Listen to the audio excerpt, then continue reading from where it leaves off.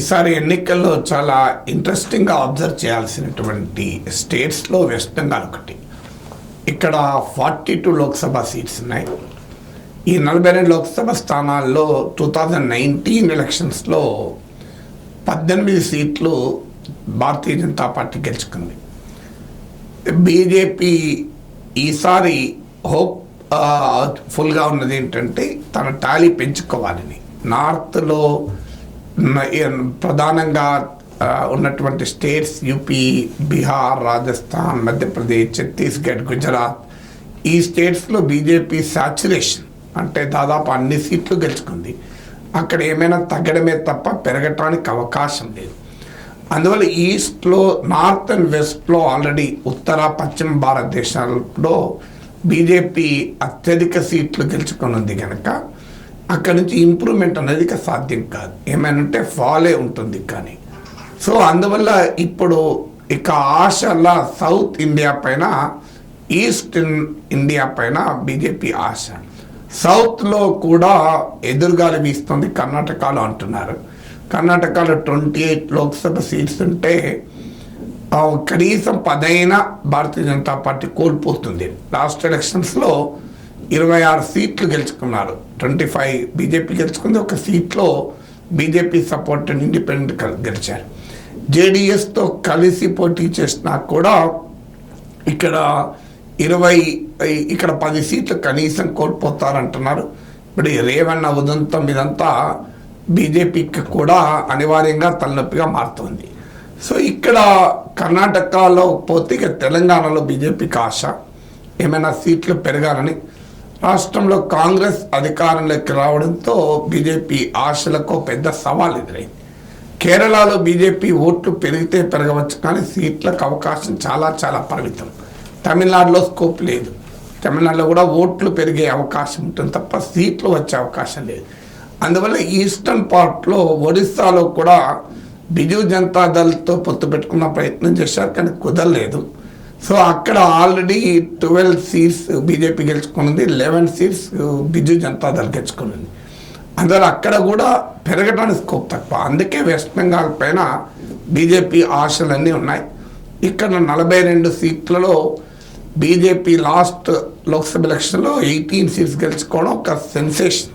ఎందుకంటే 2014 లోక్సభ ఎన్నికల్లో బీజేపీకి కేవలం 2 లోక్సభ సీట్లు వచ్చాయి. మనందరికీ తెలుసు దాదాపు 34 ఇయర్స్ 1977 నుంచి 2011 వరకు బెంగాల్ వామపక్షాల కంచుకోట. సిపిఎం నాయకత్వం లెఫ్ట్ డెమోక్రటిక్ ఫ్రంట్ ఇక్కడ అప్రతిహతంగా 34 ఏళ్ళు అధికారంలో ఉంది. 2011 తర్వాత తృణమూల్ కాంగ్రెస్ లెఫ్ట్ను దెబ్బతీసింది. ఆ లెఫ్ట్ అధికారం కోల్పోయిన తర్వాత ఆ అపోజిషన్ స్పేస్లోకి బీజేపీ ఎంటర్ కాగలింది. దీని 2014లో కేవలం 2 సీట్లే గెలుచుకున్న బీజేపీ ఏకంగా 2019 ఎలక్షన్స్కి వచ్చే వరకు 40% ఓట్ షేర్తో 18 సీట్స్ 40% ఓట్లు తెచ్చుకున్నది, 18 సీట్లు తెచ్చుకున్నది. ఈ బ్రహ్మాండమైన విజయానికి ప్రధానమైన కారణం ఏంటంటే తృణమూల్ కాంగ్రెస్ అధికారంలోకి వచ్చాక తీవ్రమైన నిరంకుశత్వాన్ని ప్రదర్శించింది. ప్రతిపక్షాలు లేకుండా చేయడం, భౌతిక దాడులు, ఆఖరికి లెఫ్ట్ కార్యాలయాల్ని, సిపిఎం కార్యాలయాల్ని తృణమూల్ కాంగ్రెస్ ఆక్రమించుకున్న పరిస్థితి.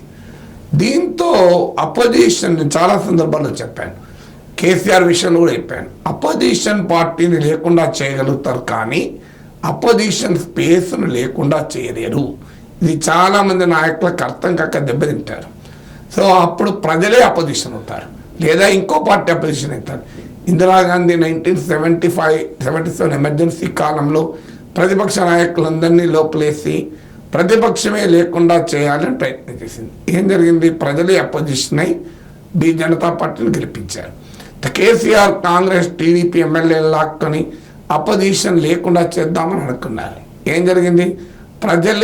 ప్రజల్లో అపోజిషన్ స్పేస్ను బీజేపీ ముందు ఆక్రమించింది కొంతకాలం ఉప ఎన్నికల సమయంలో.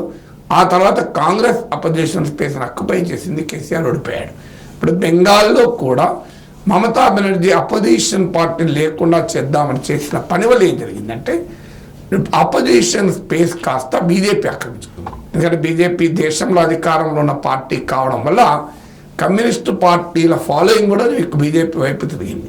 దాని ఫలితమే 2 సీట్లు ఉన్న బీజేపీ 2014లో 2019కి వచ్చే వరకు 18 సీట్స్ గెలుచుకుంది. లెఫ్ట్ కాంగ్రెస్ పూర్తిగా అదృశ్యమైంది. ఆ తర్వాత 2021 ఎలక్షన్స్ వచ్చాయి. ఈ ఎన్నికల్లో కూడా లెఫ్ట్ కాంగ్రెస్ కలిసినా కూడా 5% ఓటింగ్ రాలే.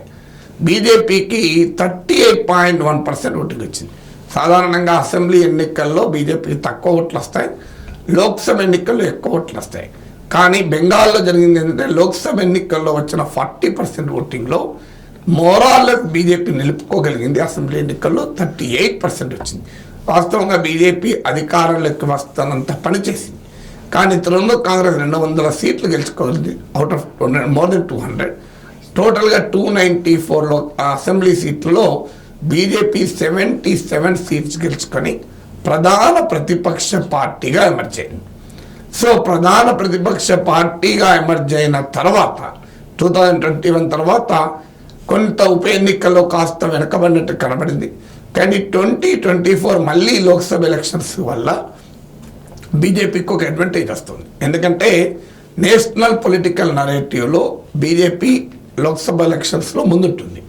ఇప్పుడు ఈ తృణమూల్ కాంగ్రెస్ ఇండియా కూటమిలో ఉన్నది, కానీ ఇండియా కూటమి పక్షాలతో పొత్తు లేదు. ప్రతిపక్షాలలో ఉన్నటువంటి ఈ డివిజను, ఈ బలహీనత బీజేపీ ఉపయోగించుకుంటోంది. తృణమూల్ కాంగ్రెస్ అవినీతి పైన తీవ్రంగా పోరాడుతోంది. ఇటీవల కలకత్తా హైకోర్టు కూడా 25,000 టీచర్ నియామకాల్ని కొట్టివేసింది. సో టర్మినేట్ చేసి పడేసింది. టీచర్ రిక్రూట్మెంట్ స్కామ్ మా తృణమూల్ కాంగ్రెస్ పాల్పడింది. సందేశ్ ఖాళీల్లో ఘోరంగా మహిళల పైన లైంగిక దాడులు, అత్యాచారాలు ఇష్యూ ఒక ప్రధానమైన ఇష్యూ అయింది. సో ఈ ఇష్యూను కూడా బీజేపీ ఆ సందేశ్ ఖాళీ విక్టిమ్ కూడా టికెట్ ఇచ్చారు.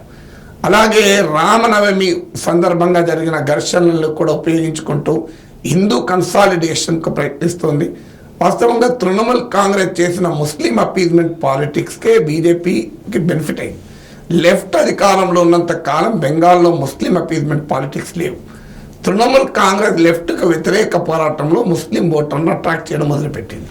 దాదాపు 25% అంటారు. ఎప్పుడైతే ఈ 25% ఉన్న Muslim vote bank politics Mamata నడిపిందో బీజేపీకి ఒక ఫెర్టైల్ గ్రౌండ్ క్రియేట్ అయింది హిందూ పోలరైజేషన్కు. ఇప్పుడు కూడా ఆ హిందూ ముస్లిం డివైడ్ రామనవమి ఇష్యూను ఉపయోగించుకుంటోంది. వాస్తవంగా భారతీయ జనతా పార్టీ పెద్ద ఎత్తున తృణమూల్ కాంగ్రెస్ పైన అవినీతి, భూ ఆక్రమణలు, లైంగిక దాడులు వీటన్నిటిని ఆయుధాలుగా చేసుకొని అటాక్ చేస్తుంది.